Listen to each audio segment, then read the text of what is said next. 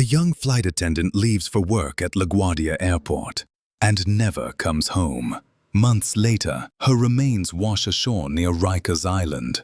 Was it murder, suicide, or something else entirely? The story of Sierra Shields is one of the most haunting unsolved cases in New York. What really happened that January morning? And why has the truth never surfaced?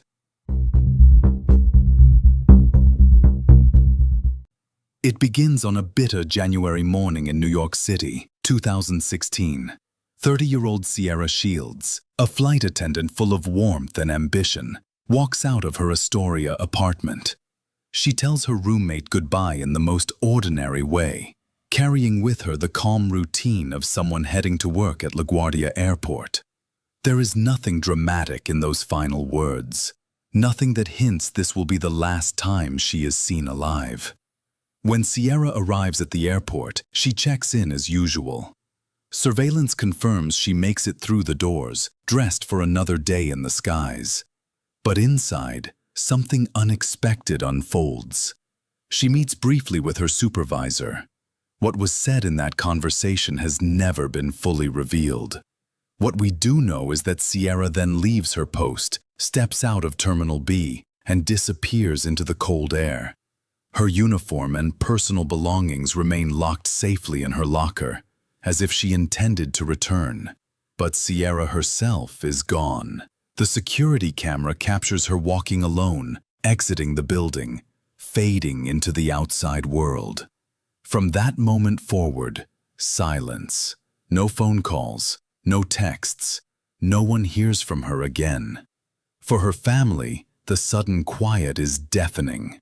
They describe Sierra as someone who cared deeply for others, yet may have carried private burdens of stress.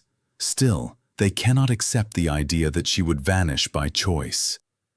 Police and volunteers search tirelessly, combing through the boroughs, posting her face on flyers, pleading for any lead. But the city offers no answers. This is where our story begins.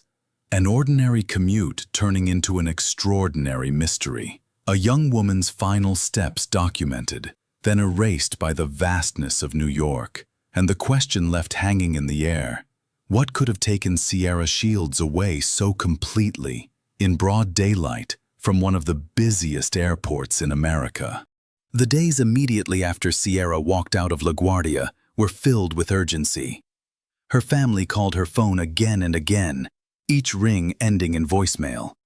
Friends reached out through texts and social media, hoping she might answer, even with a single word. But there was nothing. The silence was strange, unsettling, because Sierra was not someone who simply cut off contact. Police stepped in quickly, tracing her last confirmed movements.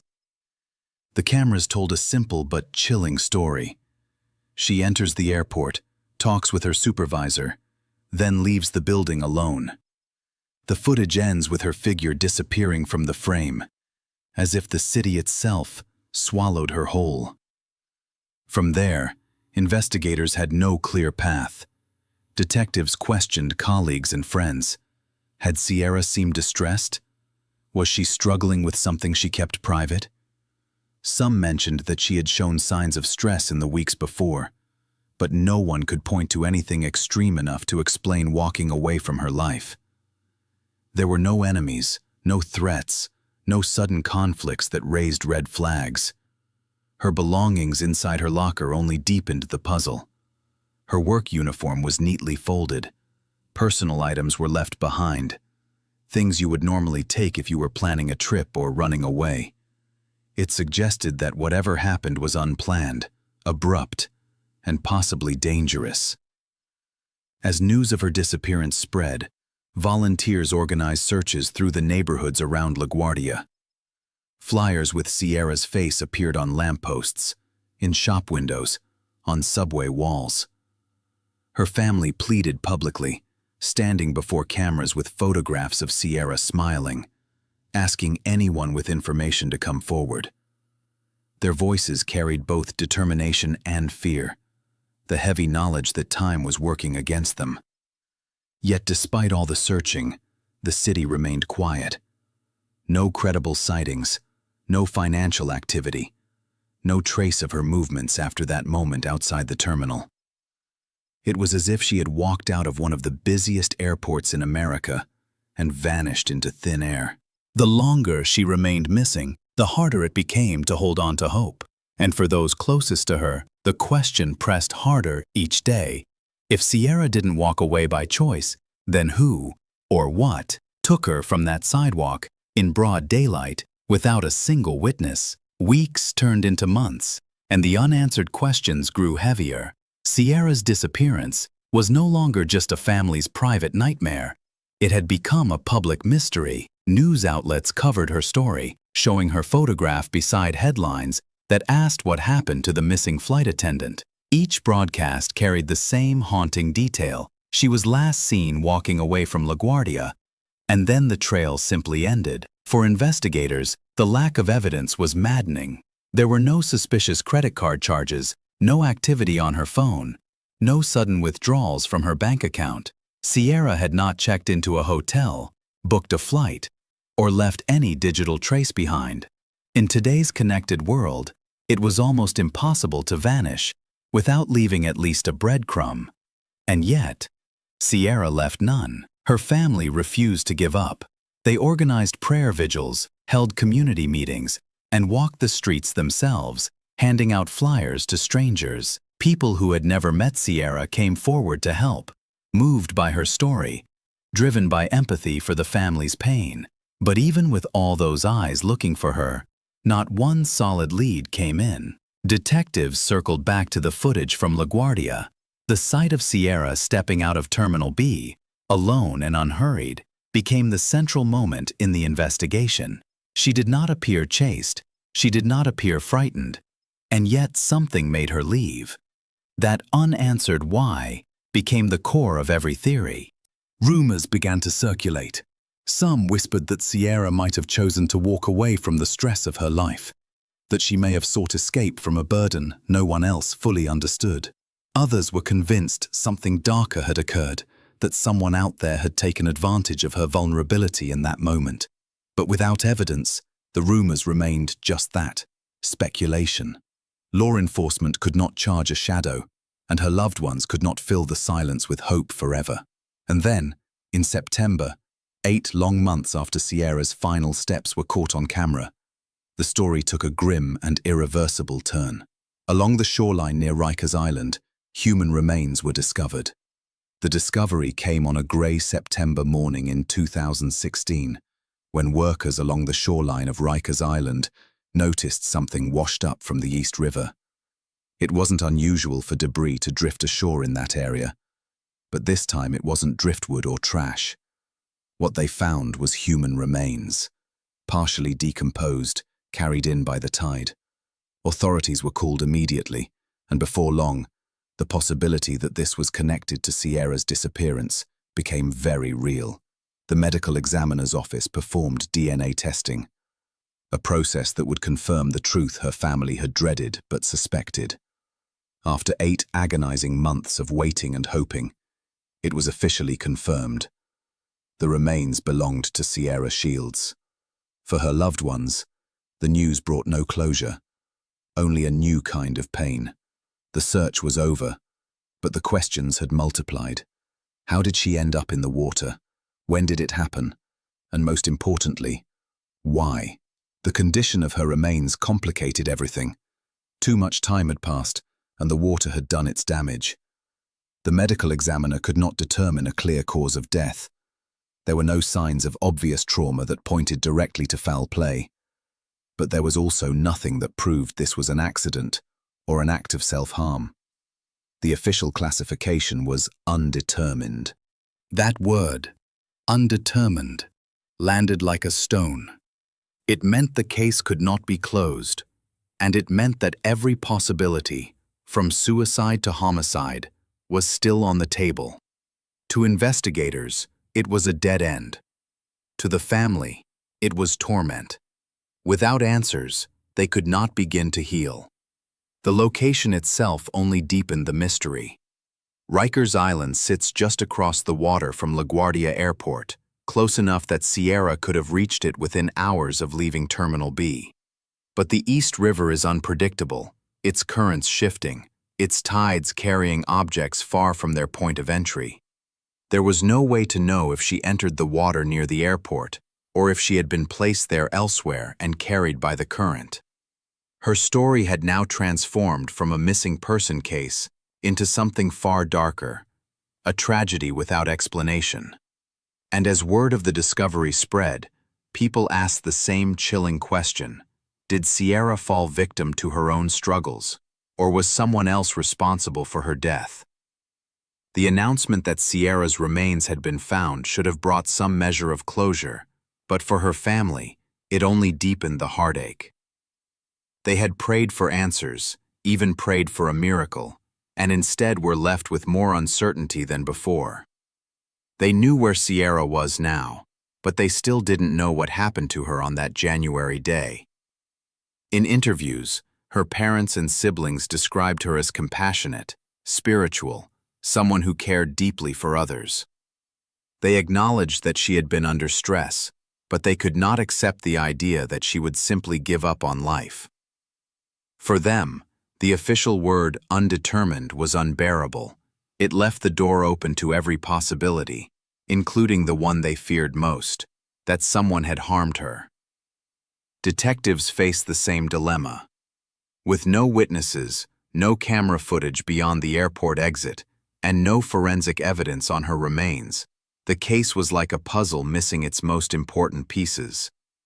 They could not rule her death a suicide, nor could they rule it a homicide. The only certainty was uncertainty. This gray area allowed theories to flourish. Some argued Sierra might have been overwhelmed that day, possibly struggling silently with mental health, and chose to walk into the water herself. Others believed something sinister happened, that she encountered the wrong person at the wrong time after leaving LaGuardia, and that person ensured she would never make it home. What made the situation more painful was the lack of proof either way. Families in similar cases often cling to facts, but here the facts were too thin, too fragile. The absence of answers became its own kind of wound. Meanwhile, the East River held its secrets. Its currents could carry a body miles from where it first entered the water. That meant investigators could not even be certain about the spot where Sierra's life ended. Did she reach the river on her own, or was she placed there? For the public, the story of the missing flight attendant had transformed into one of the city's most haunting mysteries. And for those who knew Sierra, each theory was like a shadow passing over her memory, leaving them with the same unshakable question. Was this tragedy chosen by her, or forced upon her? The open-ended nature of Sierra's case weighed heavily on everyone who followed it. When a death is ruled undetermined, there is no pathway toward justice, no official recognition of what actually happened. Families are left suspended between grief and doubt, forced to live with questions that may never be answered. For Sierra's loved ones, every day became a cycle of searching for meaning and struggling against the silence left behind. They spoke often about her kindness, her faith, and her ability to brighten the room. Those who knew her best said Sierra had always carried an inner strength, a determination that didn't match the idea of walking away from life. Still, the possibility lingered in the background, whispered by strangers who didn't know her story personally. And that, too, was a kind of pain. The sense that her memory was being shaped by theories rather than truth. For investigators, the trail had gone cold. Without witnesses or forensic evidence, there was no suspect to question, no crime scene to revisit. In law enforcement files, the case remained open, but without leads, it grew quiet, buried beneath newer cases with clearer evidence. In New York City, where tragedies unfold daily, an unsolved case can quickly fade from headlines. But for Sierra's family, the headlines never mattered. What mattered was the gap she left behind. They continued to speak out, to attend community events, to keep her name alive, so that the city would not forget. To them, silence was dangerous. Silence meant the risk that the world might move on without answers. And in their voices was the hope, however slim, that someone somewhere might know more than they had admitted. The hardest part was the what-ifs. What if Sierra had crossed paths with someone who meant her harm? What if a witness had seen something but never came forward? What if there was evidence lost in the current, swept away before anyone could find it? These questions haunted every conversation. The truth was that Sierra's final hours remained hidden, locked behind the simple fact that she walked away from an airport and into mystery. And as her family worked to preserve her memory, the city around them carried on, unaware that one of its most baffling tragedies was still without resolution. When a case like Sierra's lingers without resolution, it doesn't just affect the family. It echoes through the wider community. Neighbors who once felt secure begin to wonder how someone could vanish from a crowded airport and never be seen again. Co-workers replay their last conversations with her, questioning whether they missed signs of distress. Friends scroll through old messages, looking for clues in ordinary words. An open case becomes a shared unease, a reminder that answers are not always guaranteed. For the public, two competing narratives emerged. One saw Sierra as a young woman overwhelmed by pressures we may never fully understand, a person who chose a tragic escape. The other saw her as the possible victim of foul play, a target of circumstances beyond her control. Both perspectives had passionate defenders, but neither could be proven. That uncertainty created a space where speculation thrived, and where every theory, no matter how unlikely, found someone willing to believe it. True crime cases often live in that space between fact and assumption, and Sierra's story became one of those haunting examples. Podcasts, blogs, and online forums began to discuss her disappearance, piecing together timelines and analyzing the limited details available. But without hard evidence, even the most careful analysis could only circle back to the same question: what really happened after she stepped out of Terminal B? For her family, these public debates were bittersweet. On one hand, the attention kept Sierra's name alive, ensuring she was not forgotten. On the other, it sometimes reduced her to a mystery, stripping away the fullness of her life and replacing it with speculation. To them, Sierra was more than the circumstances of her death. She was a daughter, a sister, a friend, a person who laughed and dreamed, and worked to build her future. And yet, even as they tried to hold on to her memory, the unresolved questions hovered like a shadow. Could someone have lured her away from the airport? Could she have been struggling silently in ways even her family did not realize? Or was there another explanation no one had yet considered? Each possibility kept the story alive, but none brought the peace her family desperately needed. The truth, still hidden, meant that for many, Sierra's disappearance was not just her story. It was a mirror reflecting the fragility of certainty in all our lives. The possibility of foul play remained one of the most unsettling theories. LaGuardia is not a quiet corner of the city. It's one of the busiest airports in the country, full of travelers, workers, taxis, and constant motion. How could someone walk out of that building and end up dead in the East River without anyone noticing? That question became the foundation for those who believed Sierra encountered danger outside the terminal. Some suggested she may have accepted a ride with a stranger, or perhaps crossed paths with someone who had been watching. Airports draw more than just passengers. They attract opportunists, people looking for vulnerable targets. The idea that Sierra, alone and possibly distressed, could have been approached and led away is not impossible.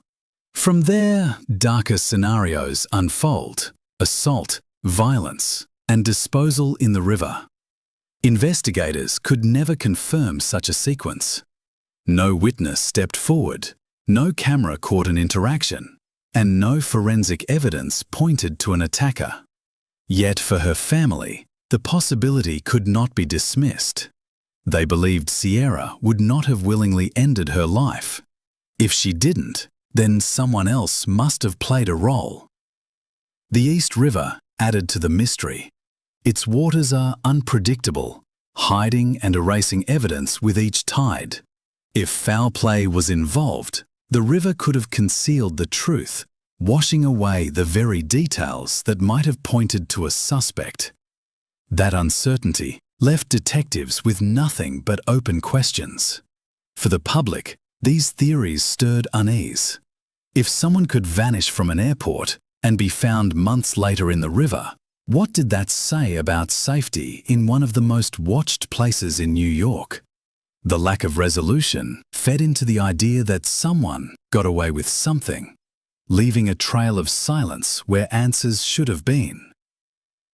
And yet, for every person convinced foul play was involved, there were others who pointed to a different possibility, a quieter, more personal struggle that might have led Sierra to make a choice no one expected. The other theory, quieter but equally persistent, was that Sierra may have taken her own life.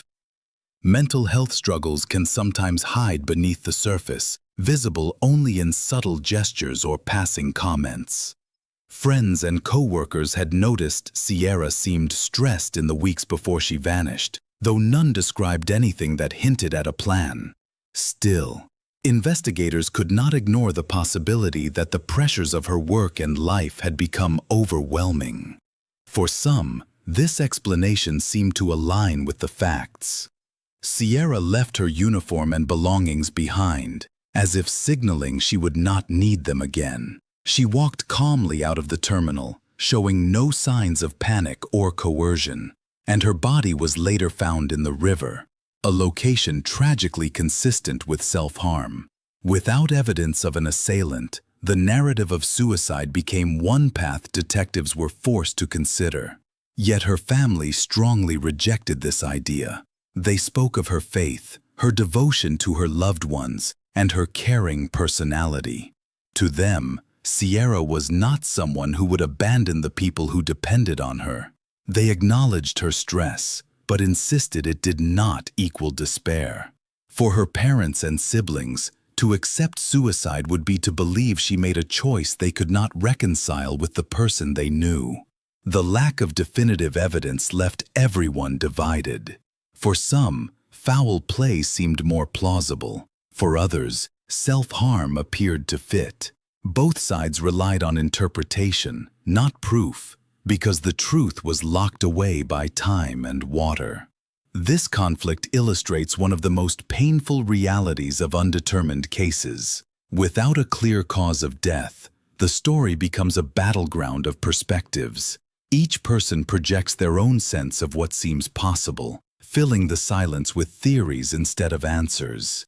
And so, Sierra's memory exists in two parallel narratives, one of a victim robbed of her future by another's hand, and one of a young woman whose burdens may have quietly overwhelmed her. Both are haunting, both heartbreaking, and both remain unproven. Years have passed since Sierra Shields walked out of LaGuardia Airport, and still the mystery holds.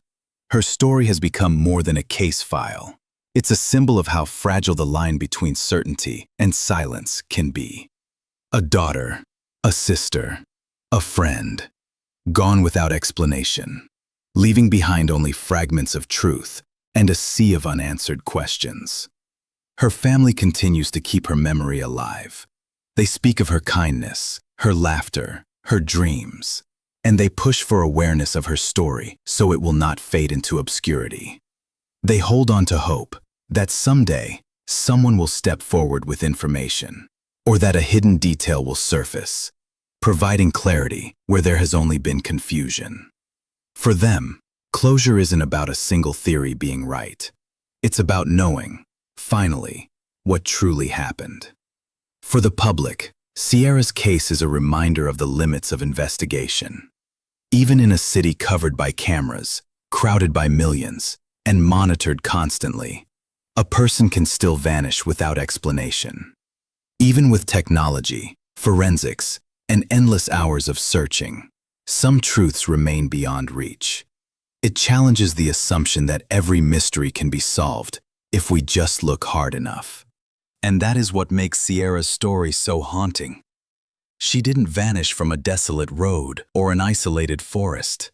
She disappeared from one of the busiest hubs in New York, surrounded by people and machines designed to track movement. Yet here we are, still asking, was it foul play? Was it despair? Or was it something we haven't yet considered? The story ends not with resolution, but with an open question. A question that asks us to reflect on the fragility of human life, on the hidden struggles people carry, and on the chilling truth that sometimes answers never come. So we leave Sierra's memory here, with respect, with sorrow, and with a promise that her story remains alive. Because in the end, remembering her is the only certainty we have left. If you find Sierra's story important and want to hear more true crime cases told with care and detail, don't forget to like, comment, and subscribe. Share your thoughts below. What do you think really happened? Your engagement helps keep these stories alive, and it means the world to this channel.